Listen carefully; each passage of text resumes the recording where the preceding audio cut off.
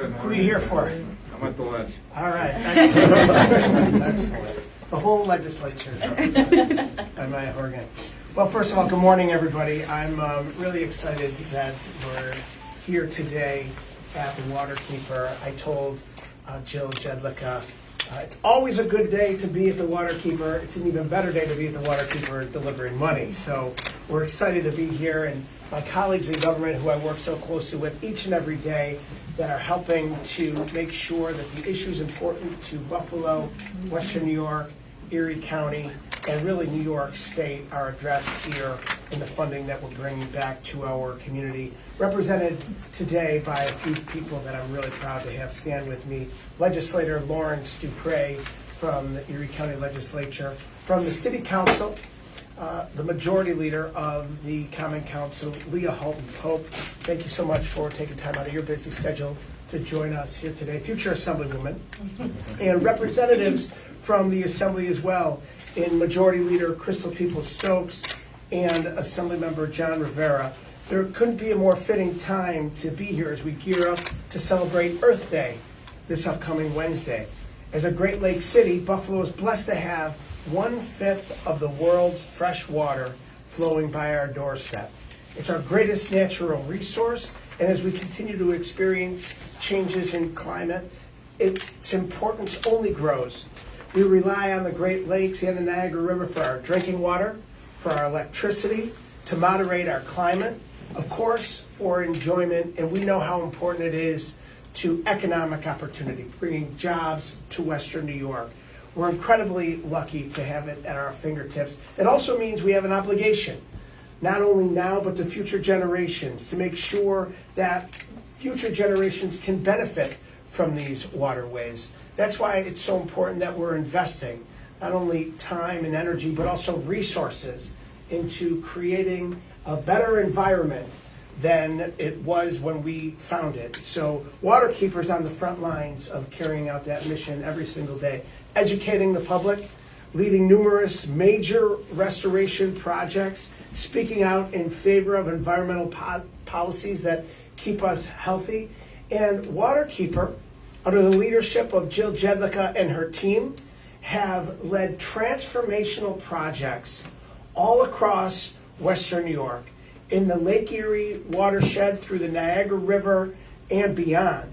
And I'm just so excited to stand here and deliver funding to this important organization here today, because they know what to do with it.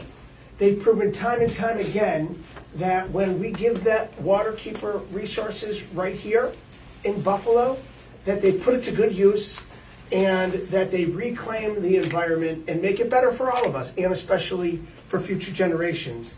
That work includes their efforts to create the Buffalo Blueway, to promote living shorelines and coastal resiliency, to restore the Scajaquada Creek watershed, and massive cleanups that have removed untold amounts of debris and pollution from our waterways. That work is especially important, and we know that Jill and your entire team, we owe you a debt of gratitude for your tireless efforts.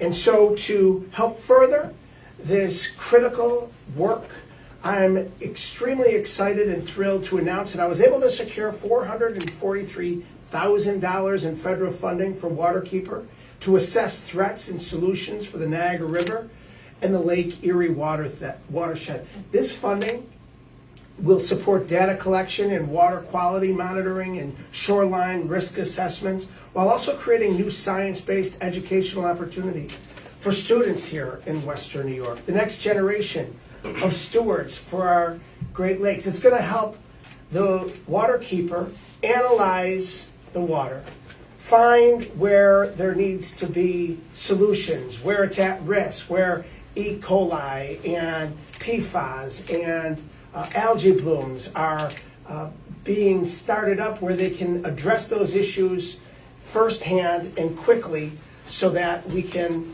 ensure that our Lake Erie watershed and the surrounding community can prosper into the future. We've made incredible progress in cleaning up Lake Erie, once declared dead in the 1960s, but we know that work is far from done. And allowing Waterkeeper to continue to do their job, giving them the resources and equipment to ensure that the knowledge that they have is put to good use in the community to protect our watershed, to make sure that our environment and our water is clean for drinking, for enjoyment, for this generation and future generations. Nothing could be more important. We know that the threats of contaminants have to be monitored closely to protect our drinking water, to protect the wildlife that calls our lake home, and to keep our communities healthy. And being raised right here in Buffalo and Western New York, we know where we've come from.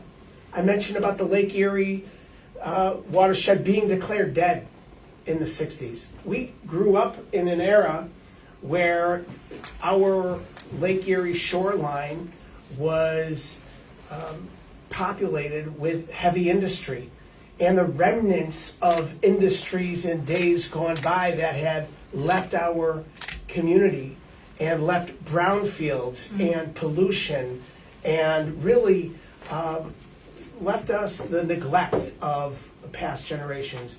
We have to do something about it. We've done something about it. We've reclaimed our waterfront. You can now go down to the inner or outer harbor to enjoy the shoreline for leisure, for pleasure, for family enjoyment, to watch a Sabres game. There were thousands of Sabres fans down at Canalside last night. That's only because our community, in large part with the leadership of Waterkeeper, has worked to reclaim our waterfront and ensure it's available for future generations. So I'm excited to see what the future holds. This is $443,000 that's going to go to Waterkeeper to help them continue the work that they've done, to help to continue to promote clean, fresh, drinkable water in our community now and for future generations. But it's only the start. And there's much more to come because of the incredible work that they're doing under Jill Jedlicka and her team. And now, without further ado, I'd like to introduce this wonderful leader in our community that can talk more about how this money will be spent, Jill Jedlicka. Thank you, Thank you very, very much. Thank you. I've never been more excited to talk about sewage and algae. That's what we do every day. But thank you to all the leaders and representatives who joined us here today. The legislator Lawrence Dupree, Assembly Leader Leah Halton-Pope, been tremendous supporters of this work within our community, whether it's with Waterkeeper or with other groups working out there. They are dedicated to working in our community. Also, Assembly Member John Rivera, who's been an incredible supporter, and Assembly Member Crystal People-Stokes, who's been a tremendous leader for our state. We thank you very much. There's three things in Western New York that unite us all: the Sabres, the Bills, and our water. And so we get to talk about the water today. We live in a very special place on the planet. We are home and squarely in the middle of the largest freshwater system in the world. It is a resource of significance, and this requires significant care and protection and understanding. And as we stand here, as we all stand here, we should be reminded that each and every one of us is dependent on the health of Lake Erie and our Great Lakes systems for our own existence. All of our bodies are 65% Great Lakes water. We are fully dependent on its health. We are the Great Lakes. The Niagara River and the Lake Erie Watershed encompasses a huge area of land and a huge area in Western New York, 1.5 million acres of land, over 116 municipalities, over 5,500 miles of streams and creeks and rivers, and 1.2 million people call this watershed home.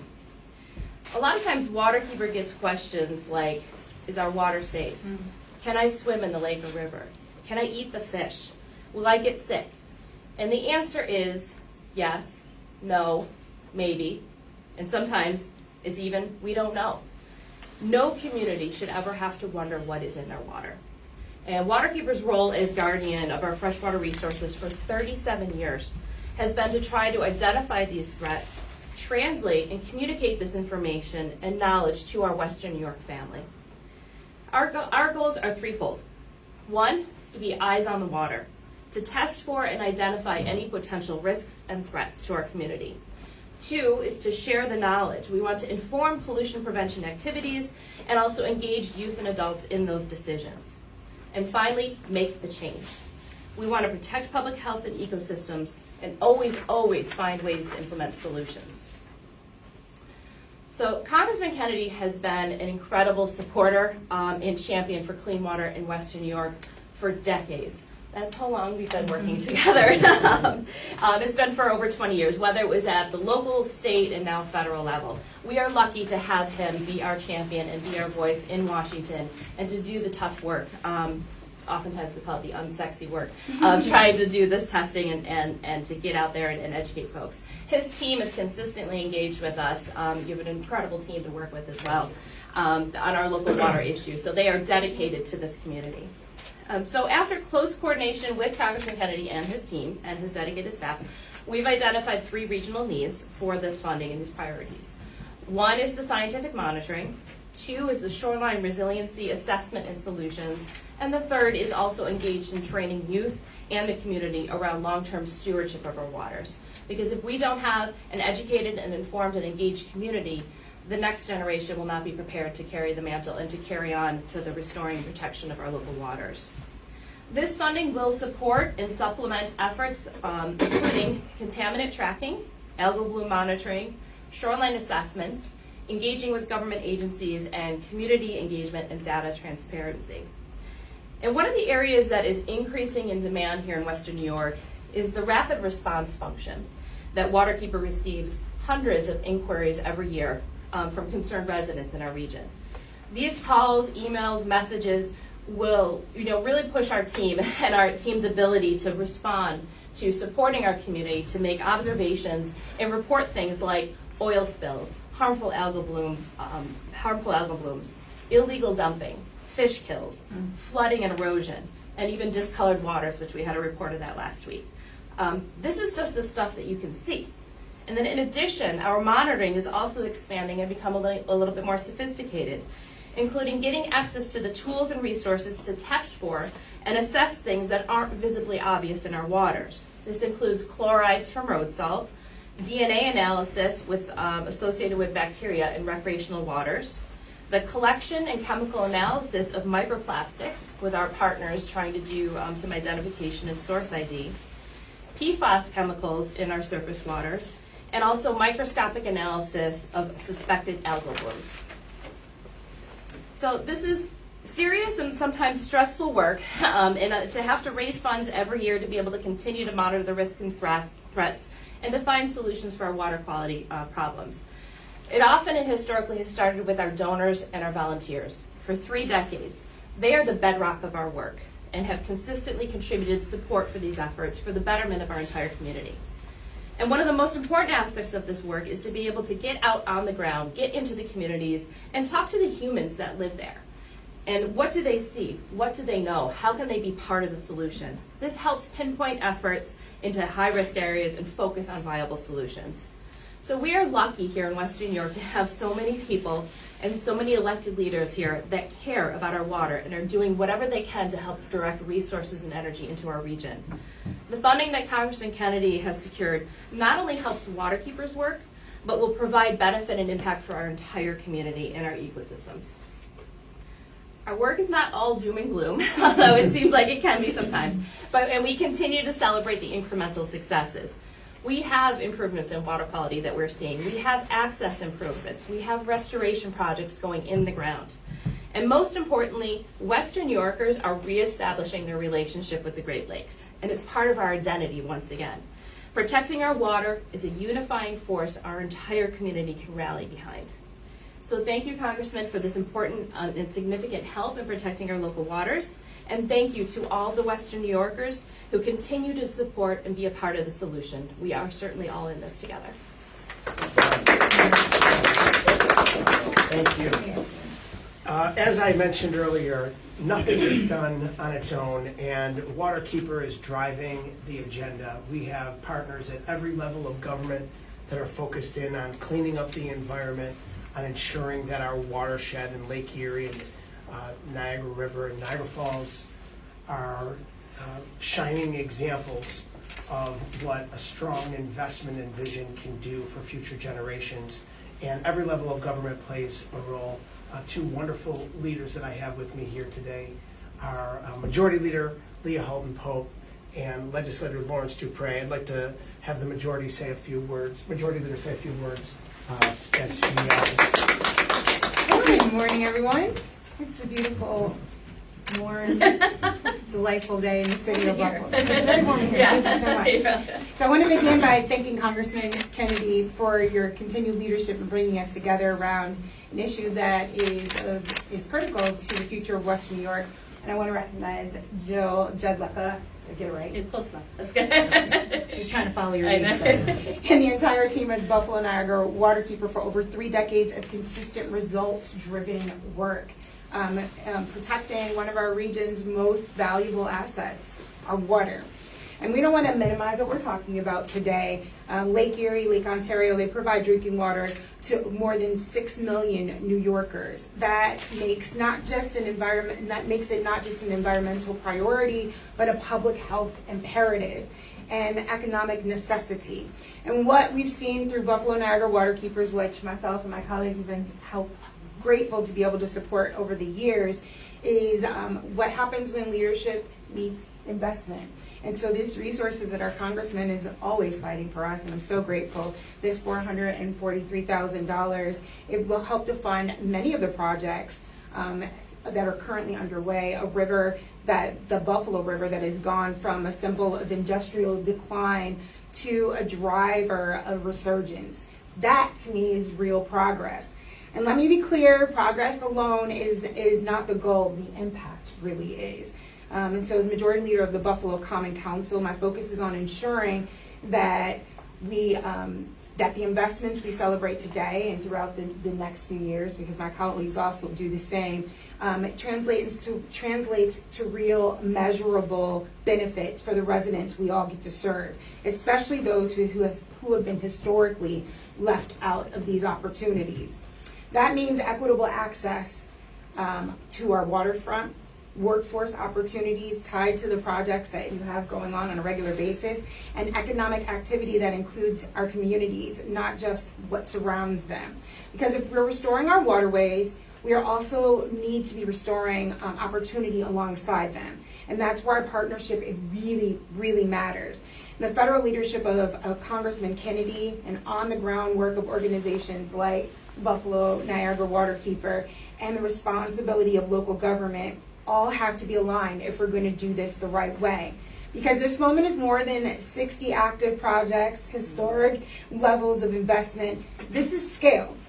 And when scale comes with responsibility to get things right, responsibility to include everyone, and responsibility to make sure that what we build today, it lasts for generations. We are literally borrowing from our future. We are literally borrowing this environment from the next generation, and it is our job to make sure that they have something that we can give back to them. So I look forward to continuing our work together. I can look forward to our partnership on multiple levels to protect our water, to strengthen our communities, and to ensure that every resident of Buffalo sees themselves and the future we're creating. Thank you so much. Thank you. And last but certainly not least, representing Erie County is Erie County Legislator Lawrence Dupre. Thank you, Thank you. Good morning, everyone. I want to start by thanking the Congressman. I want to thank Jill with your leadership of the Buffalo Niagara Waterkeepers. I want to thank our Majority Leader for being here and for all your continued leadership and partnership in this critical effort. Today's announcement of $443,000 federal funding represents a meaningful investment in both the health of Lake Erie and the well-being of our community. By strengthening water quality monitoring in the Eastern Basin, this project helps close long-standing gaps and ensures we can better detect, understand, and respond to environmental threats like harmful algae blooms and E. coli, issues that directly impact public health, recreation, and our local economy. Equal importance is the opportunity this creates for our young people. By incorporating hands-on, place-based STEM learning, this initiative connects students to real-world environmental challenges and empowers them to be part of the solution. This kind of engagement is essential as we prepare for the new generation of leaders and stewards of our natural resources. This is exactly the kind of forward-thinking investment we need, one that combines science, education, and community impact. Together, we are taking an important step forward, protecting Lake Erie and building a healthier, more resilient future for Western New York. Thank you all. Go Sabres. Good about that. Yeah, good job. We can get that in. We'll open it up to any questions. Whether it's lead pipes or now in the past and now this, it seems like water has been a topic for you in getting funded. What has that been like? Well, look at, as I mentioned earlier, digging ourselves out of our dirty industrial past is something that we in this generation have an obligation to do, not just for us in the here and now, but for future generations. How are we going to leave our community better off than it was than we found it? Yeah. And that's what this is all about. And Waterkeeper is leading the charge as it pertains to helping reclaim our watershed, be it the Niagara River, the Scajacquada River, the Buffalo River, the Lake Erie, or all the way up including Niagara Falls and the surrounding communities. So we're really proud to partner with them. We have to have clean water. We have to ensure that it is safe and healthy and our environment is protected and enhanced in any way that we can. And so to be able to deliver this funding, $443,000 to continue the vision of Waterkeeper will only to help build on the successes that they've had thus far. What kind of STEM opportunities for Western New York students is this funding going to be used to create? I'll let Waterkeeper say. That's right. So for many years now, we've tried to engage local youth from middle school, high school age, and college age to become familiar and understand the environmental stressors in their communities. A lot of that, this really started many years ago when we started to learn and understand that local students would learn about the rainforest or other aspects of the planet, but they weren't having an opportunity to learn about the Great Lakes in their own community. So we started with that basic understanding. We have one of our marquee programs is our Young Environmental Leaders Program, where we engage students from the city of Buffalo, Niagara Falls, and other surrounding areas, where we do actual programming, and we partner with local school teachers, and we get the kids out of the classroom into the field for experiential learning, testing the waters, understanding what they're seeing, teaching them how to be advocates for clean water, and a lot of those students will earn college credit. And beyond that, we also offer opportunities for students to shadow our professional staff over the course of the summer through an internship program. So they get real world experience to understand what it means to be either a professional environmentalist or a conservationist, or if they want to go into engineering or whatever their career paths may take them. So it's been a really fulfilling program and project that we're working on. It's just one of many outreach and education opportunities that we do. Okay, and is this across a few different schools, Buffalo Public Schools, high schools? Yeah, it's Buffalo Public Schools. There's 5 of them. I'm not going to remember the names of them right now, but I can get that to you as soon as we're done with this. And also Niagara Falls, Wheatfield, all over the region. And we're looking to expand it further. All right. Anything Thanks, else? everybody. All right, thank you all. Oh, actually, Sure. Another question. It's unrelated to today's funding, but just in terms of our clean waterways, there was a report at the end of March that Cheektowaga is still dumping millions of gallons of sewage into the Scajacquada Creek. I was just wondering how the county and Buffalo Waterway are addressing that. Well, I'll tell you, we have worked for the last decade and a half on cleaning up Scajacquada Creek. This was the result of about a century of neglect of the sewer and rainwater treatment being combined. And so when it rains heavily in our community, that overflow goes directly into the Scajacquada Creek, right into the Niagara River, ultimately into the drinking water and watershed. So we, about a decade and a half ago, my work in the New York State Senate, along with Waterkeeper and the city of Buffalo and Erie County and the federal government, began a process of dealing with that and reclaiming the clean water in Cheektowaga, the city of Buffalo and beyond, but there's clearly more work that needs to be done. The bottom line is we are going to need to ultimately separate the sewage drainage from the rainwater drainage so they're not combined any longer and no longer getting into our clean, fresh water systems when there's a heavy rain. I mean, that was done over a century ago. There's infrastructure still in place from over a century ago. That has to be rectified. First things first, we've got to make sure where there are issues of rainwater that's flowing into our drainage systems that are combined sewage overflows that ultimately pollute the water, we have to prevent that as much as possible. And so, we are all working toward that goal, and we can get some more details on that if you'd like. All right? Did you want to add to that? No, I Okay. think it's refreshing. You can talk about combined sewer overflows all the time. Yeah. But look, this is a major, multi-year, multi-hundreds of millions of dollars project that we have to continue to invest in, continue to stay focused on, and we are certainly doing it. It started again about a decade and a half ago. We were able to get the first $30 million into the town of Cheektowaga through the state legislature and through the city of Buffalo and in county of Erie, working with the town of Cheektowaga and Waterkeeper and other environmental groups. We were able to put a major dent into the issue, but there's still more work that needs to be done, and we're all very keenly aware of that. Okay, so you said that was a $30 million investment? Yeah, I can get you all the details on that, sure. Okay. All right? Okay, thanks, Thanks, everybody. everybody. All right. Sure.